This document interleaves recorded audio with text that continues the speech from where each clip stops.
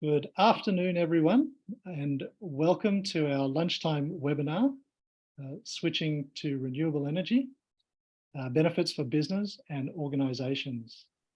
My name is Peter Vun, and I'm the Team Leader for Energy Management and Net Zero Strategy at Ku-ring-gai Council. And I'm joined today by my colleague, Kirsty Richardson-Bull, who is representing Northern Beaches Council. Today's webinar is a joint initiative of Ku-ring-gai Council and Northern Beaches Council, and I'd like to start our event by paying my respects to the traditional custodians of the lands where we are coming from today, elders present and emerging, as well as any Aboriginal and Torres Strait Islanders joining us. I'd also like to acknowledge the deep wisdom and knowledge of country embedded in the culture of Aboriginal and Torres Strait Islanders. And as we turn our attention to the topic of a transition to net zero, I'd like to acknowledge that a just transition includes environmental and social justice for all First Nations people who have never ceded sovereignty. So we are running Zoom in webinar mode today, which means everyone's microphones and cameras are switched off by default. So we just ask you to submit any questions for our Q&A panel via the Q&A box. And please add the name of the speaker if you'd like to address the question to someone in particular. And if at any point you're experiencing any technical issues with Zoom, please let us know via the Zoom chat.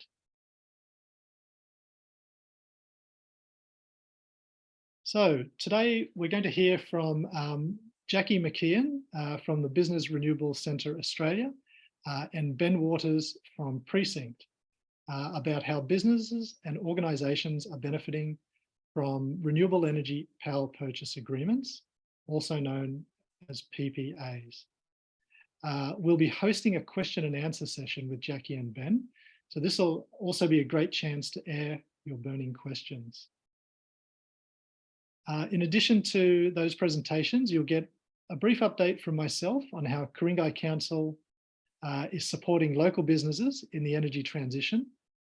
And Kirsty from Northern Beaches Council will also give a quick overview on a Northern Beaches Council initiative that's seeking to facilitate a group PPA procurement for their local businesses. So before I pass things over to Jackie, I'd like to just quickly note that today's webinar is part of Ku-ring-gai Council's suite of energy programs supporting households and businesses to transition to net zero. And it complements our Better Business Rebates program, which provides up to $2,000 for local businesses to undertake level 2 energy audits, energy efficiency upgrades, solar and battery installations, and electric vehicle charger installations. This also complements our Better Business Partnerships program, which provides support to local businesses for developing sustainability action plans and marketing their sustainability credentials through the BBP Recognition and Awards Scheme. So all in all, this work builds on Council's own achievements for switching to 100% renewable energy, which is now supplied by a number of renewable energy generators, including the Moree Solar Farm, which you can see there to your left.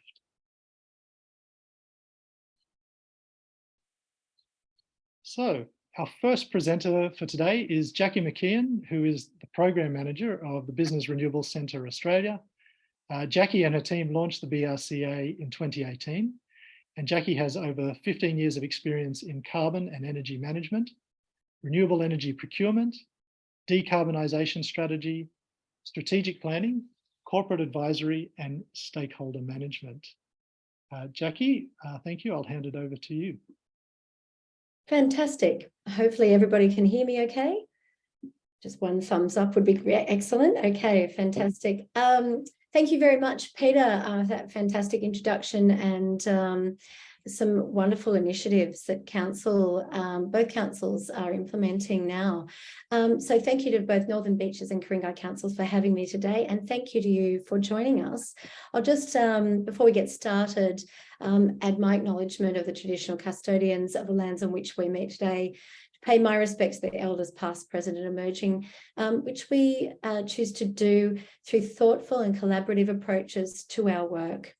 For our team in Sydney, it is the Gadigal people of the Eora Nation.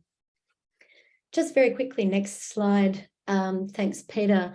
So we are the Business Renewables Centre. We are a not-for-profit organisation providing training and connection and resources to companies looking to procure renewable energy, particularly to decarbonise their business.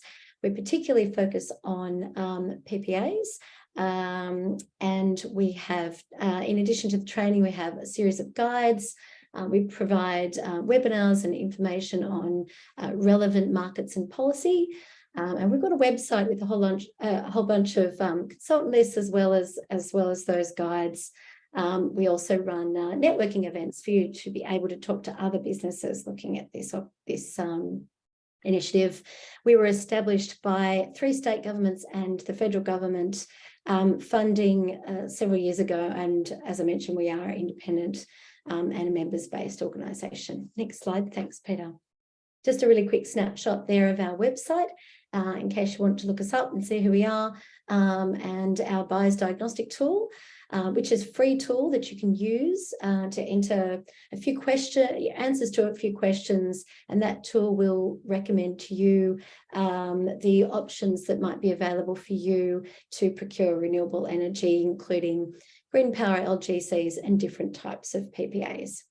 So we focus on ways of purchasing renewable and electricity that is generated off-site. And that's what I'm going to be talking about today, is particularly renewable energy PPAs for off-site. We encourage organisations to implement energy efficiency and look at on-site options as well. And then when you get to, once exhausted those options, we recommend you look at renewable energy PPAs. Next slide. Thanks, Peter. So what we're going to very quickly cover, and I have too many slides today, I'm afraid, but you'll be able to have a look at those. They will be distributed at the end of the session. So what is a PPA and who's doing them? Why do companies do them? How does it work? A couple of case studies, but I'll be leaving a few of those mainly to Ben. Some common challenges and a quick overview of how to build internal support. Finally, a little bit on aggregation and looking at group buying. Next slide. Thanks, Peter. So in 2022, we saw the biggest rise in corporate renewable energy purchasing via PPAs in Australia to date. Hundreds of organisations have in fact signed PPAs over the last 4 years, everyone ranging from really large, big name, high profile corporates from Apple, Telstra, etc., down to much smaller energy users. So, but when I refer to a small energy user, I'm talking about not necessarily a small company, but an organisation that might have just a small energy usage by the nature of their work. Companies like Bupa and Freehills Lawyers, Canva, etc. But as you can see, lots and lots of companies there. That's a very difficult graph to see. That graph is called our renewable energy PPA tracker. It's on our website if you want to have a really good look at who's done them. Next slide, thanks. So what is a PPA? So it's just simply a contract between an energy buyer, such as yourselves, and an energy seller, such as either a retailer, electricity retailer, or a developer, where there's a guarantee that the energy being bought has been purchased from a renewable energy project, so a solar or wind farm or similar. So they support the decarbonisation of both business and Australia's grid. And I'll jump into a couple of benefits on the next slide. So why do organisations do this? There are lots of different reasons. And the first 3 reasons we list here are really related to achieving environmental sustainability goals. Many of you may have or may be looking at developing a net zero goal or decarbonisation goal. They also don't involve the same sort of capital costs or delivery risk that rooftop or other on-site options do involve. So they can be quite appealing from that perspective.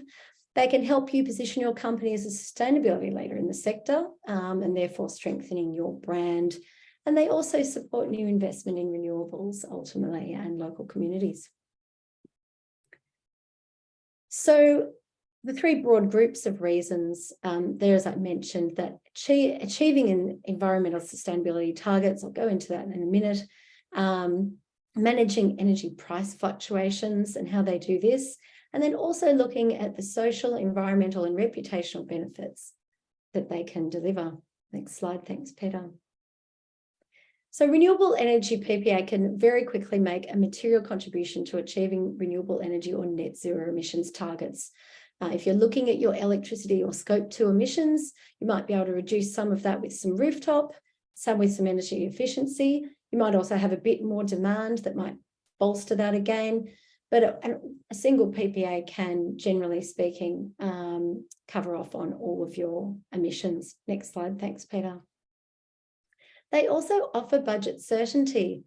So where if you're seeking a new retail contract every 1 to 3 years, that price you'll see probably jumps around quite a bit and has in recent times jumped up quite high, whereas a longer term PPA can lock in that price for you over that period so that you can really protect against the risk of energy price fluctuations. Next slide, Peter. And why does it jump around? There are lots of reasons, international and domestic reasons, but one of the reasons that we're quite clear on is that every couple of years we see another coal-fired power station closure, and when that happens, you do get quite a lot of bumping around of pricing. So we know that that's going to happen out to 2050. We can expect that, that volatility to continue. Obviously, also things like war in Europe, etc., impacting on pricing and gas prices. Next slide, thanks. And then finally, project co-benefits. So social and environmental project co-benefits. These are benefits of projects in addition to the green benefits of renewable electricity. So things like Indigenous engagement, local and regional employment. So these are sort of, I guess, projects, solar and wind farm projects where there are benefits to the community and the environment. There are quite a few good examples now in industry where there've been some of these sorts of benefits achieved. And obviously they're really important for organisations wishing to align their procurement with their stated goals. Next slide, thanks. So what is a PPA in terms of its features and benefits and limitations? There's a little diagram there, but essentially you have an electricity retailer in the middle there from whom you, the corporate buyer on the right-hand side, you purchase renewable energy from them, and they in turn purchase that renewable energy from a renewable energy project developer, so solar or wind farm. That's then put into the grid. And so essentially that's the loop that we're talking about here. There's no cable between you and the solar or wind farm. You still buy your energy in a retail PPA via your retailer. And it is integrated into your electricity bill. They are generally between 3 and 10 years, and that can take a little bit of internal discussion and getting used to in this context. They are generally for loads greater than 500 megawatt hours per annum. We used to say 5 gigawatt hours per annum, but in fact, there have been some wonderfully newer offerings out there that Ben will come to shortly. It replaces your current electricity contract. There is some cost to execute, which is usually some consultancy costs to provide you with that confidence and advice. It does immediately reduce your organisational emissions. They're great for staff engagement.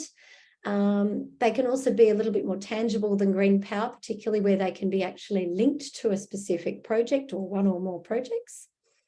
And another important factor is that you can compare these offers to offers for standard electricity contracts when you go to market, so that you can understand how that pricing compares. I have included a brief case study there from the Northern Beaches Council. Also, Ku-ring-gai Council has participated in a group deal. So both of these councils are leading councils in this area. This example is great because the PPA signed here was for a fixed price PPA, which certainly would suit smaller organisations as well. It was for 7 years. There are a couple of other little facts which I'll let you have a little read through, or you can welcome to ask me questions about at the end, just being mindful of time. Importantly, when you are looking at PPAs, building internal support is a very important part of the process.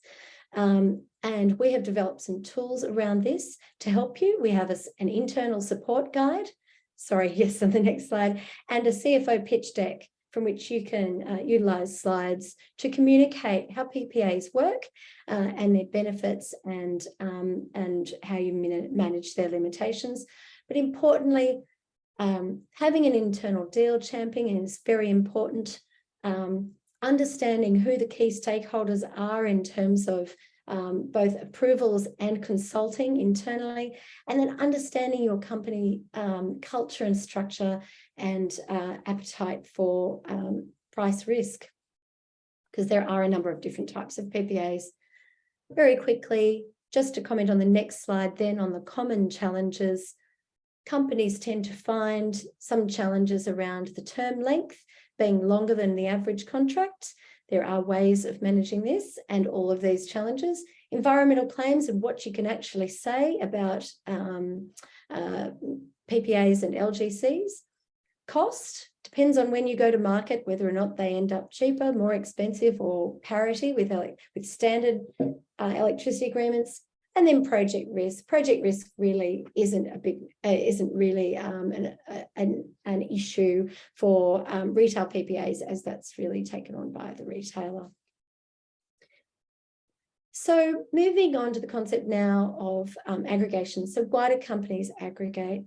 Essentially, as a smaller to medium energy buyer, you have fewer options in terms of the type of renewable energy procurement that you can do and the amount of direct impact that you can have from a sustainability perspective.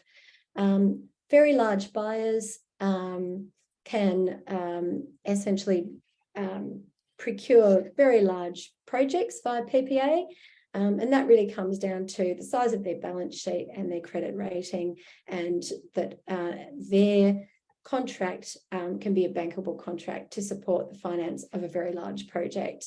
When you're a smaller buyer, that's not available to you as much, but you do have options as we've described. So aggregation on the next slide, you can see there are essentially 8 off-site renewable energy contracting options. I mentioned green power and LGCs and then retail PPAs.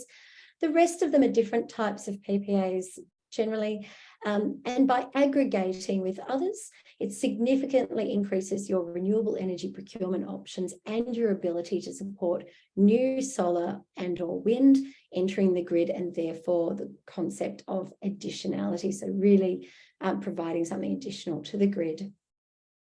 Just finally now, on the next slide, benefits and challenges. And essentially, oh, sorry, it's just jumped ahead a little bit there. Oh, sorry. Yeah, that's the slide. Yeah, so sharing pricing and transition costs, and increasing your purchasing power as some of the really important benefits there. Sharing the workload and sharing knowledge amongst the group. That knowledge sharing piece is very important for aggregation, but some of the challenges that can be managed, but certainly need to be considered in the process is agreeing common objectives in a group buying situation, establishing some governance structures and how you're going to make decisions, facilitating group communications, stakeholder engagement management, and the certainties of success. So obviously you really want it to become a success, but the good thing about your current timing is that a good number of organisations, including the 2 councils we're speaking with today, have had success in this area. Sorry, the Ku-ring-gai Council has. A couple of examples there. The Melbourne Renewable Energy Project.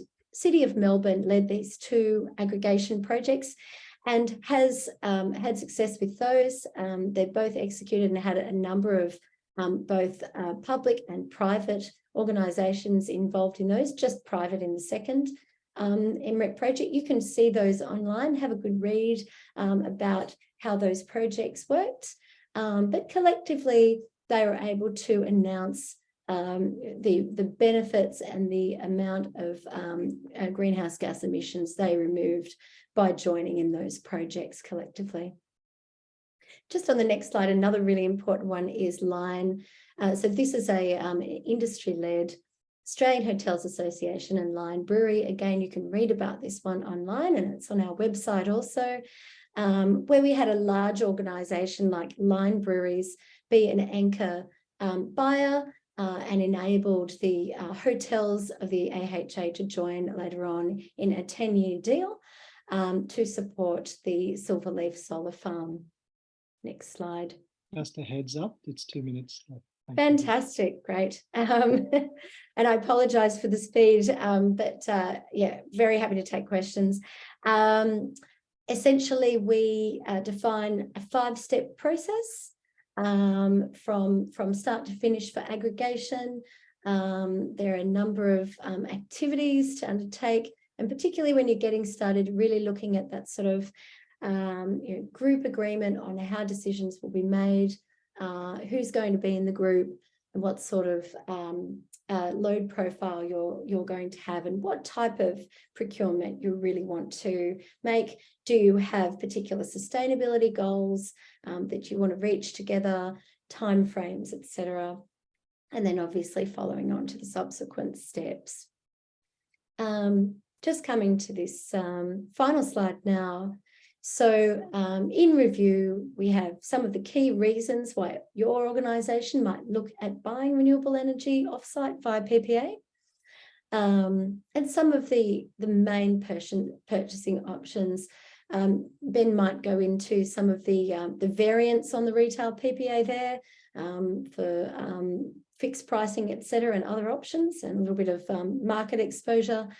Or alternatively, you're welcome to join a session that a series of sessions that we are running together or delivering for the City of Sydney, the City Switch, and the Sustainable Destinations Partnership Programs. The first one on retail PPAs commences next Wednesday, and that is free to attend, and I will pop the link to that in the chat for those interested in registering. There is also an online version of that coming up. And feel free to ask us any questions about our other training. We do have detailed training by way of our boot camp, Energy Buyers Boot Camp. And feel free to hop online and have a play with our diagnostic tool. And now I'll hand over to the illustrious Ben Waters from Precinct. Thank you very much. Thank you, Jackie. Before we jump to Ben, I might just remind everyone, Jackie will be sticking around with us for a Q&A session. So do pop your questions into the Q&A panel there. And Jackie, it's great to hear what some of those motivators are for organisations entering into PPAs. And also interesting to hear about the masterclass event, which sounds like a great opportunity for businesses who'd like to dive a little deeper into the topic of renewable energy PPAs. Peter, and there is one question in the Q&A, and I'll just answer that in the written answer for Amanda there. Happy to do that now. Thank you. Thanks, Jackie. So our next presenter is Ben Waters from Precinct. Ben's experience with renewable energy PPAs goes back many years. He chaired the WWF's Renewable Energy Buyers Forum from early 2015 until the advent of the Business Renewable Centre in 2019. So Ben was a founding member of the Market Advisory Panel for the BRCA, and he's also a co-author of the Business Renewable Centre's Retail Renewable Energy PPA Guide. Ben is a former General Electric executive and a past chair of Sustainable Business Australia, now known as the Business Council for Sustainable Development Australia. So thanks again, Ben. I'll hand it over to you. Thanks, Pete. And today I'm joining you all from the combined gear, Landsville combined gear people up in Coffs Harbour. It's not usual for me, but I'm pleased to be visiting a customer up here. All right, let's go, Pete. Thanks. Next one. First thing I'd say, and Jackie mentioned this as well, is we're going to talk about buying renewables from the grid here, and that's kind of the third step in my process here. Don't forget about energy efficiency, which is still the first and best thing to do, is use less electricity to do what you got to do. Secondly, supplement the grid supply with local renewables. Do as much local solar as you can, and perhaps you can expand that with a battery and local microgrids. So do all of those things. Grid renewables is a great way of turning whatever is left of your grid supply to renewables from the grid. And I would say that this is in the context of increasingly electrifying your other loads. So let's get our electricity load down before we electrify everything that we currently do with gas and with transport fuels. And then let's supply that new larger electrical load with 100% renewables from the grid. Thanks, Pete. Chart on the left is the same as Jackie's been showing, but a global view. These power purchase agreements by businesses and governments are inflecting. It's a big deal these days, and there are many of them. The one on the right is just an example of what I just talked about. It's actually for a council who had a certain baseline electricity load, did a lot on energy efficiency, particularly a streetlight upgrade that reduced their electrical load, did what they thought was a huge amount of solar, but in the end that solar was supplying about 8% of their usage. 100% renewable PPA can top them up from 8% to 100%. The renewable PPA completes the journey. Thanks, Pete. Now, we're going to be talking about your bill. I don't want to go into a long sermon on electricity bills. Really, when we talk about prices of electricity, wholesale electricity, we're talking about that bottom bit of your bill, which is the cost associated with generating the electricity for you and getting it to you. The prices for transmission and distribution for the networks, for the poles and wires are regulated. We can't do anything much about those charges. And indeed, most of the environmental charges you can't do much about. We are not talking about the whole bill stack when we talk about a renewable PPA, but the bottom bit, which is wholesale electricity plus retail, and to a degree, the LGC charges are within environmental charges. Thank you. Now, here's a 50-year chart, which is the ABS electricity price index for Sydney, for New South Wales more generally, really. And electricity prices used to be pretty boring through most of the 90s. And, then in the first decade of this century, the networks spent $45 billion in 5 years on upgrading the networks, and that doubled electricity prices the first time. This is just an index where 100 is the baseline, being September 2011 as it happens. A carbon price came in and came out. You may recall that as being, that was going to destroy electricity prices. It made a little tiny bit of difference, and then it came out and you hardly noticed it.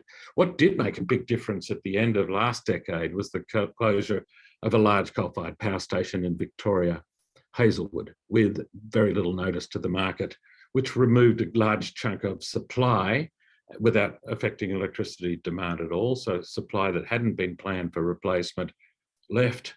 Supply and demand forces really forced wholesale electricity prices much higher, and they doubled.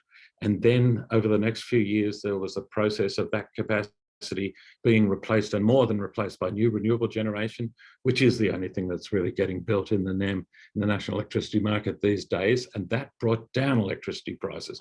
New renewables equals lower electricity prices. They have no fuel cost. Think about the reasons for high electricity prices at the moment, and you see the last two data points on this chart for September and December last year. We have unprecedented electricity prices now, which is really driven by a war in the Ukraine, which is driving high prices for coal, oil and gas. Think about the fuel input cost for wind and solar. Well, I can tell you now there isn't any. So they're immune from that sort of international price pressure. Bottom line is that electricity prices have, more than tripled in the past 2 decades.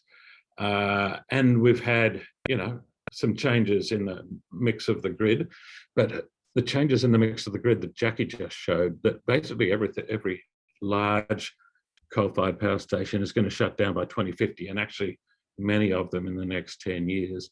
There's a lot more supply coming out, and I expect a lot of volatility in this market going forward. Normal electricity procurement just involves taking a price from the electricity market, the futures market, usually every 1 to 3 years. That hasn't been low risk in the past, and that's unlikely to be low risk in the future. Go ahead. All right, I don't want to spend a lot of time on this one, but really the electricity price, it happens every 5 minutes, but let's take it back to monthly averages, which is top right, and financial year averages, which is top left. In the top left, this is the wholesale part of the electricity price I mentioned. It used to be boring at about $40 a megawatt hour, which equals 4 cents a kilowatt hour for a long time. Hazelwood closed 2017, became 80, so kind of doubled the first time the renewables came in, dropping it back in the last couple of years until what happened last year happened. And now we've got unprecedented prices of $116, $117 for last financial year. And this year will be, around those levels at least as well. And indeed, the market thinks it'll be at those levels until 2026, which is as far as the market looks.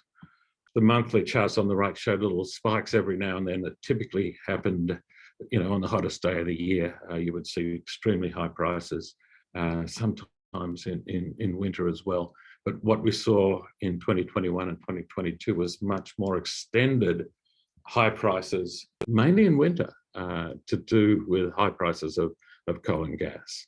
Let's go to the next one. Now, when you buy electricity, you're really asking a retailer to supply you with wholesale electricity, and they will hedge their contract with you with a contract on the ASX futures market. The futures market, exists for 2023, 24, 25, and 26. Doesn't go beyond that.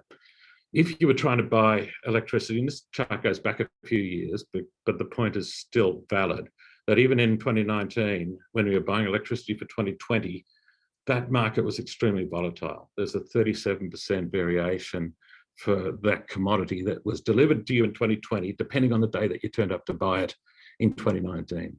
Now, most businesses don't have a lot of choice about when they go to the market. You usually do it just before your contract ends, and you really are a price taker of whatever the futures market says on that day. The futures market is up and down like anything. That's what it was a few years ago. The next one will show us what's happened in the last 12 months. But so this is actually next year's electricity if you were trying to buy it actually any time between 2020 and now. And what happened last year was that it quadrupled. It went from about $50 to over $200 at the worst point, 207 in October last year. And yes, it's come back a little bit since then, and it's back to 111 at the moment, but that is still double what it was. So that shows the volatility in the futures market. And I do think that buying electricity the normal way is not low risk, it's a roller coaster. Sometimes you might be lucky, more often you're not lucky. Are we expecting these prices to go down? It's a question that often comes up, and I've seen it already in the chat, that maybe we sign a long-term fixed price power purchase agreement and electricity prices drop. Well, I think that it's going to be a volatile decade with all of those big power stations coming out. The market thinks that those prices do not go down in 2025 and 2026. In fact, they go slightly up to, this is around 12 cents a kilowatt hour, to which is added retail margin and all your network costs. It's certainly a doubling of the wholesale component from what you're used to. Let's keep going.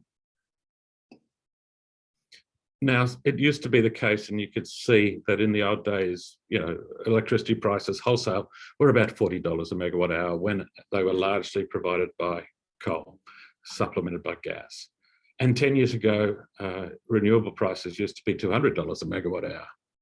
And what I can tell you is in that 10 years, and this chart comes from the ACT government when they were procuring from these projects on the screen, that story has totally flipped on its head. And now you can get new renewables for $40, $50, $60 a megawatt hour And the coal and gas fired power is $200 a megawatt hour, or, you know, last year was 116. Renewables are now cheaper. They are certainly the cheapest form of new generation. And if you can arrange supply from renewables in particular, you can get a lower electricity price. Go ahead. We've worked with a bunch of New South Wales and Queensland councils on the left, including some groups, as Jackie mentioned, but we also work with businesses. We've got a whole group of schools that we've worked with over the years, various agencies of the New South Wales government, and businesses like Hunter Water that we're working with at the moment. And there's a forming group of Hunter region businesses that we're working with on an aggregated retail renewable PPA at the moment. You can see some lawyers in there. It's an interesting mix of customers. Yeah, I'm fine for you to go on. Go. The structures for these purchases do vary. There's a real spectrum there from what could be a totally fixed price to a price that is fixed for a wind farm, a price that is fixed for a solar farm, but those solar farms and wind farms aren't always on. When they're on, you know what your price is. When they're not, it needs to be firmed up with electricity from the pool, and that pool is the pool that changes, the price changes every 5 minutes. Putting a retailer between the projects and you know, the retailer performs its appropriate role of, you know, doing wholesale purchase of renewable electricity, packaging it up to you one way or another, be it fixed or variable.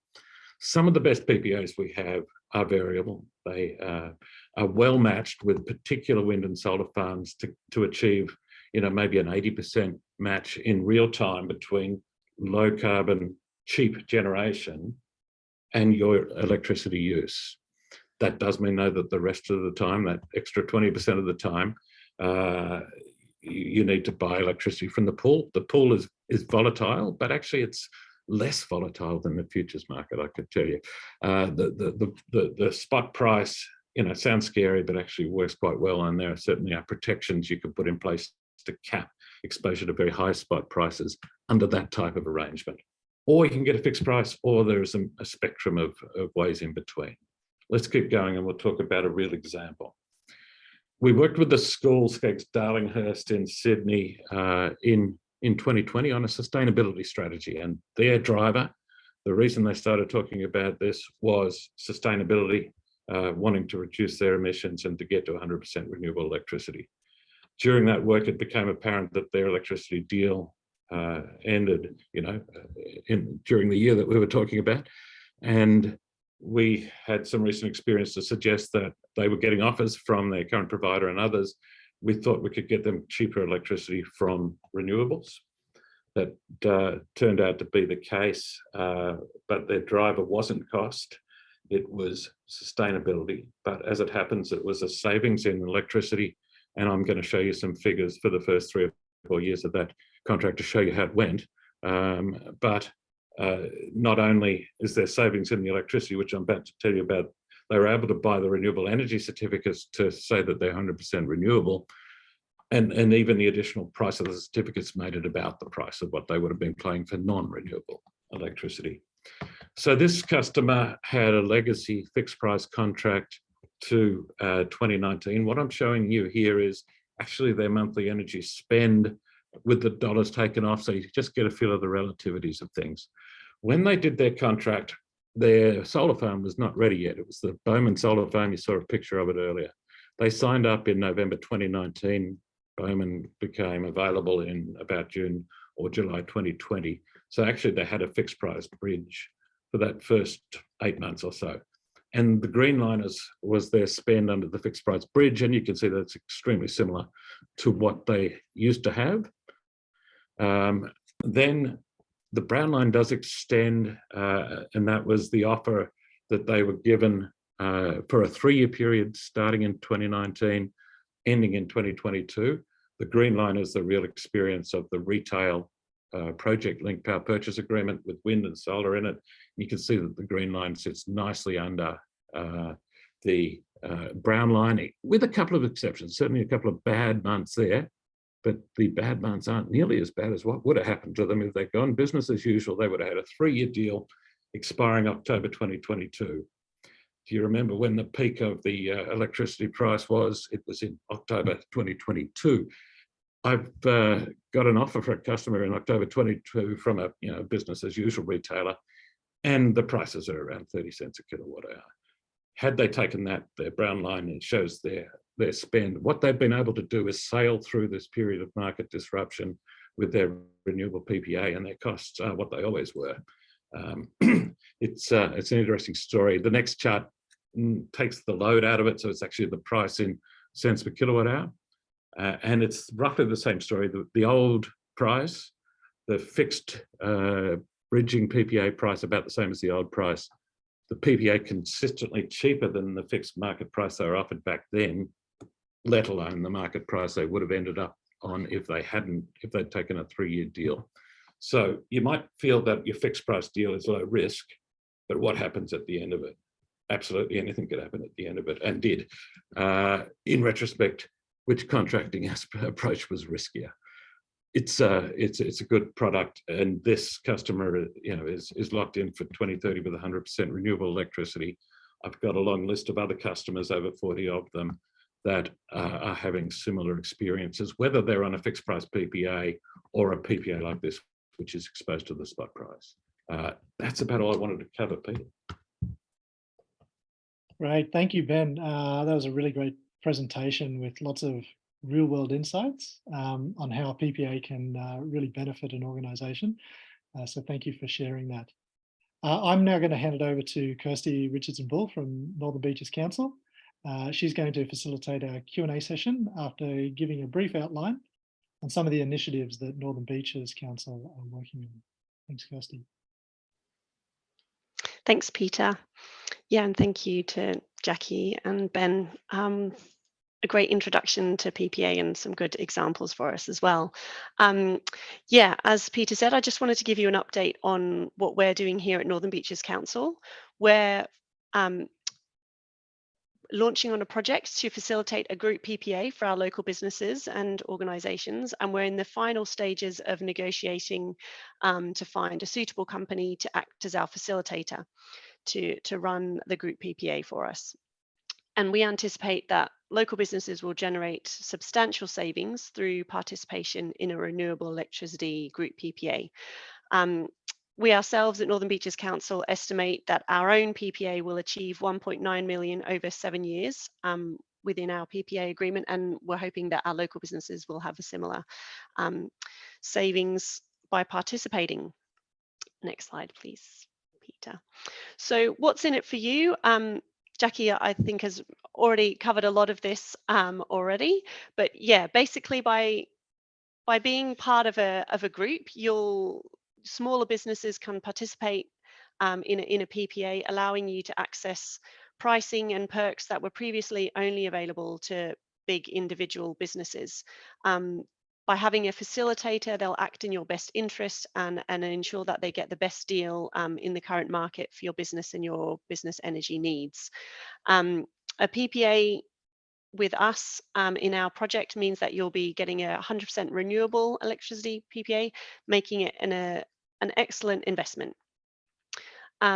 And if your business is committed to reducing its emissions or become carbon neutral, one of these agreements can help you get there, which in turn also significantly boosts your environmental credentials, which you can then use marketing your business products and services. So that's a huge boost there as well.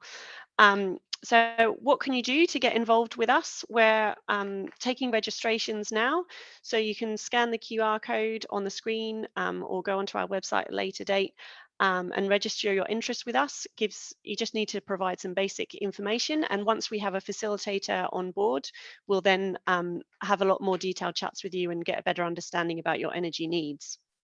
I also wanted to take this opportunity to say that part of this webinar is through our Sustainability Business Network, which is open to all our businesses within our LGA.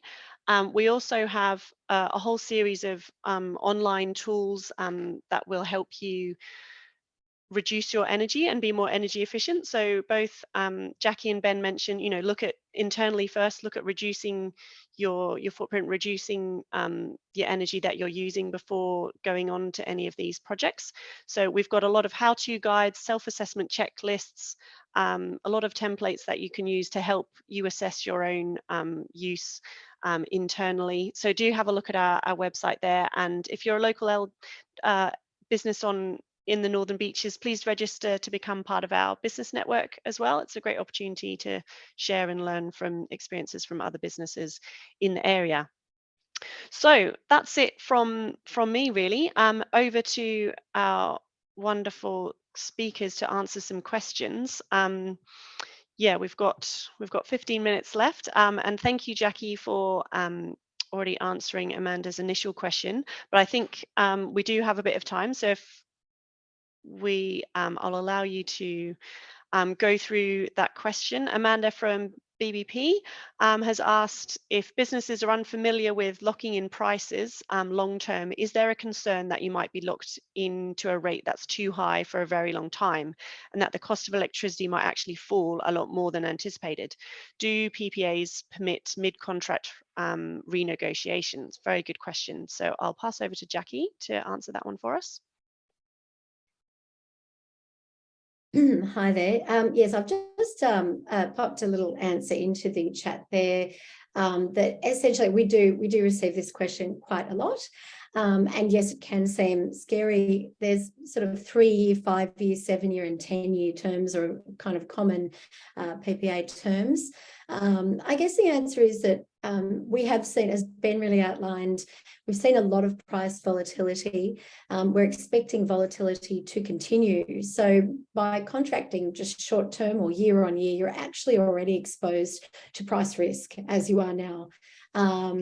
So locking in longer won't guarantee you definitely a lower price, because no one can tell you or has a crystal ball about what the market will do in the future, but we do expect volatility to continue, and you will have budget certainty, and you're taking control of your electricity contracting by doing a PPA. So as well as obviously all the other sustainability benefits and carbon reduction benefits that have been outlined there. The second part of the question is about mid-contract negotiations. Ben may have a view on this one also, but some retailers might allow you to do that. It really depends on who you're asking or who you're already with.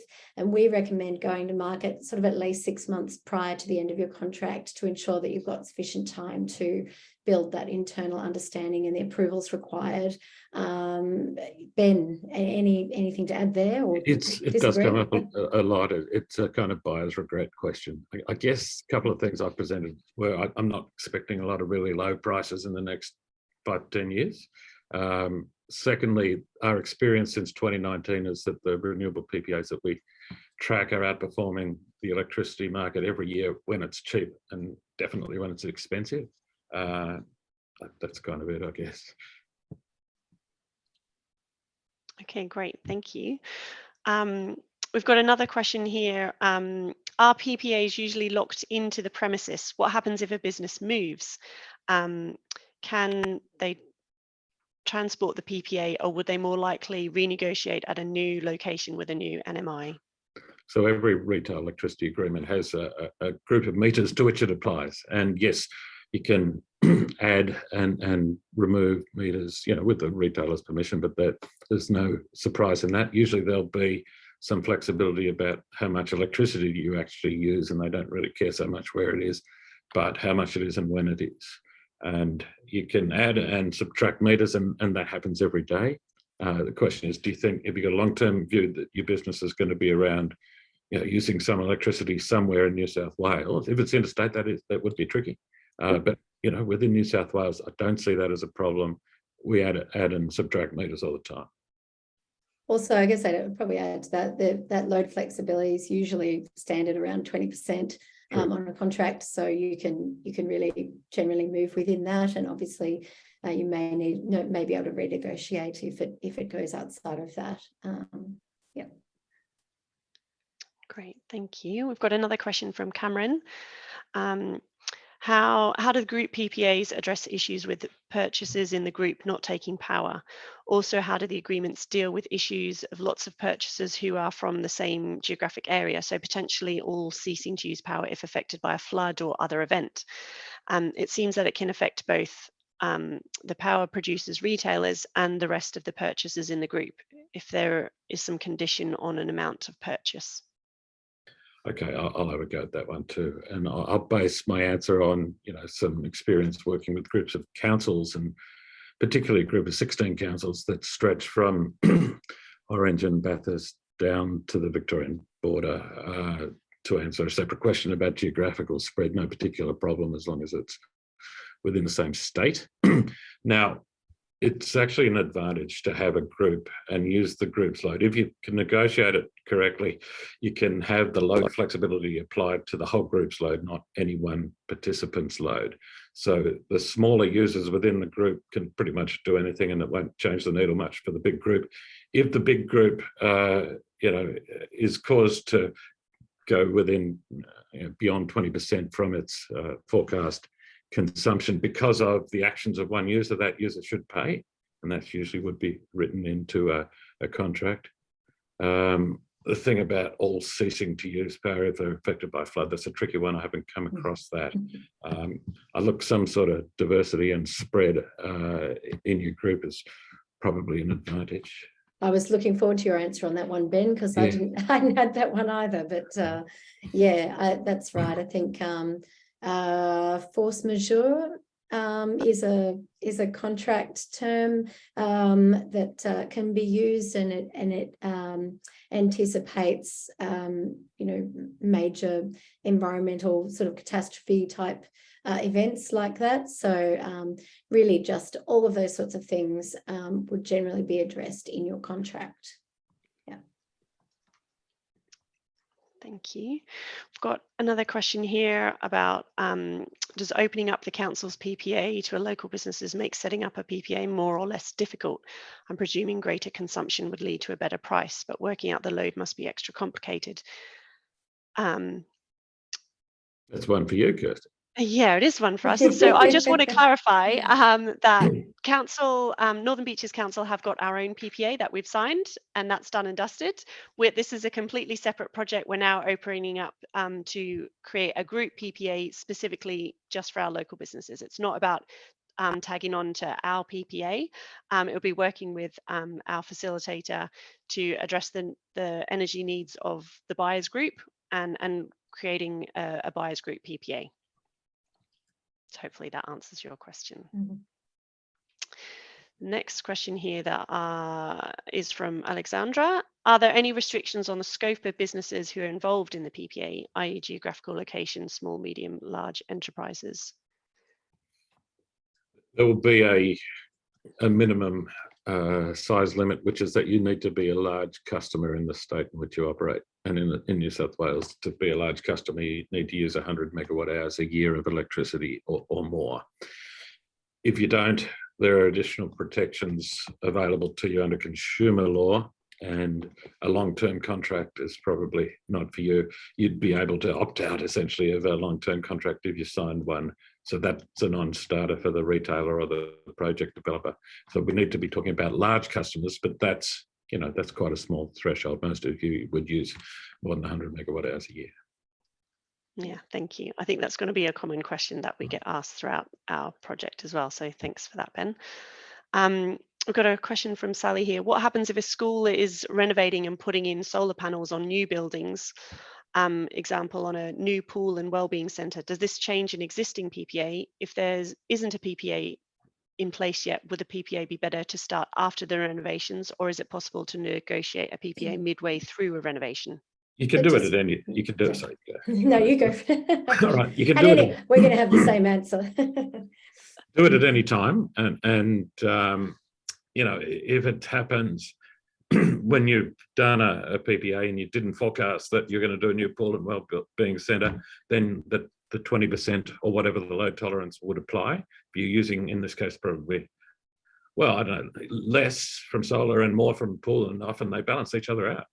A better answer is that when you do your PPA, you really think about in the next 5 to 10 years what might happen. Will we do some more solar? Will we do some electrification of transport and charge some cars? Will we build new buildings, do a battery, and forecast those things into your electricity usage? And that is what we do every day. Great, thank you. We've got another question here from Richard. Can a national organisation with offices in several states have a single PPA, or will it need to have a separate one for each state? Yeah, so this is, so if you're, it might be beneficial to have them with separate retailers. You can go to market if you're in the, so we're in what's called the national electricity market. It's actually not over the whole of Australia. It's the East Coast states plus South Australia. So if you're a national organisation, you could expect to go to market and seek offers for either each of the states separately or as a whole. Retailers' job is actually to manage the price differences between the states, so they can do that. But it is likely you will get different prices in each state because of that. So it might be better to go to market with that as an option, where you can say, if you can give us a price for all of our assets, all of our load within all of the Eastern and South Australia states, and then maybe give us one, give this separately as well, potentially, and look at, and then you'll be able to compare them between the retailers for the different states. Ben, anything to add there? You could use the same retailer and the same sort of arrangement, but every state would have its own price. That's right. Yep. Exactly the same. Yeah. Great, thank you. Richard's also got a follow-up question. Are PPAs underwritten in any way? And what would happen if an electricity company failed and was wound up? Yeah, and this has happened, and it happened a fair bit last year. Yeah, you're basically back on the market. So your risk is that you don't have the fixed price that you negotiated. You don't have the links to the project, including the renewable energy certificates that you negotiated, and you're back on the market and needing basically to do another one, or to do a business as usual stopgap. So it does happen. Look, it unfortunately happened last year, but the market is well set up for that. You go onto the retailer of last resort, and then you have a chance to negotiate a new contract. And the important thing about the retailer of last resort is that they're in there, so therefore the lights don't turn out, if that's part of your question. The lights won't turn out if they go under, no. But as Ben said, you just need to go back and essentially renegotiate or go back to market. In every case, your physical electricity is delivered by the local network, for most of your Ausgrid, and it's unaffected by whatever retail agreements you have in place. The network gets paid by the retailer, and if the retailer falls over, you need to find a new retail electricity agreement, but the power doesn't stop. Yeah. Can I just jump in with a related question? Does the risk of a retailer going under, it would seem to me it applies to customers, whether they're going with a long-term PPA or whether they're going under a sort of 3-year business as usual retail agreements. The risk and the due diligence you might want to undertake is do good due diligence on your retailer, yes. And you're right, it applies to business as usual, and it happened last year to plenty of business as usual customers as well as PPA customers. And equally, you want to protect yourself from a reputational perspective by due diligence around their alignment with your organisation's goals and values. So if you're looking at looking for a retailer who's particularly focused on decarbonisation and decarbonising their portfolio as well, then make sure you include that in your tender process and your due diligence process. Right, thanks everyone. I think we've got a couple of outstanding questions, but we have come to the end of our time today. So I just want to thank everyone who submitted questions to our panel, and a really big thanks to Jackie and Ben for giving their time and sharing their experience with us today. We'll attempt to feed back some short responses to these outstanding questions when we send through the slide deck. And hopefully the event today has given you maybe a bit of motivation to take a closer look at the opportunity to switch to renewable energy and how your organisation might better manage energy going forward. I'd encourage you to reach out to Jackie or Ben if that's the case via the contact details they've shared. And to also check out the resources that were shared throughout the event, which included the Better Business rebate offerings if you're in the Ku-ring-gai LGA, and certainly the Northern Beaches Group PPA initiative if you're in the Northern Beaches area. And don't forget the BRCA's biodiagnostics tool and the upcoming PPA masterclass, which I take it the details would be available on the BRCA's website. They are, and I've just popped it into the chat there too, the link, if anyone's interested. Fantastic. Thanks, Jackie. Thanks, Jackie. So lastly, if you'd like to suggest future webinar topics relating to energy and the transition to net zero, or make any suggestions on how we could improve these events, please let us know via the event survey, which we'll send around shortly. But thank you all, and have a great afternoon. Thank you. Thank you, guys. Thanks, everyone.